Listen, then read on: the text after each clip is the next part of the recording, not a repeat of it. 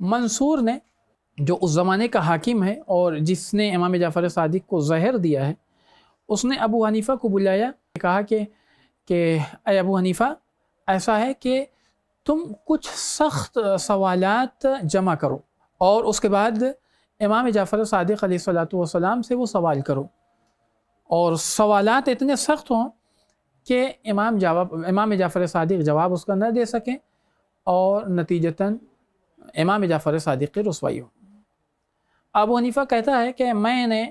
تقریباً 40 ایسے سوال جمع کیے کہ جو میرے حساب سے بڑے سخت سوالات تھے،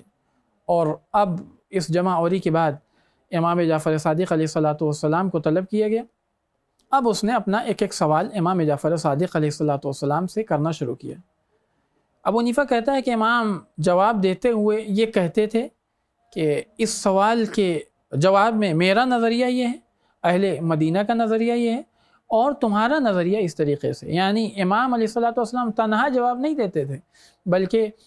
جو اختلاف جواب ہیں اس کو بھی نقل کرتے تھے۔ آخر میں ابو حنیفہ کو کہنا پڑا کہ میں نے مدینہ میں ایسا اتنا بڑا عالم دیکھا ہی نہیں۔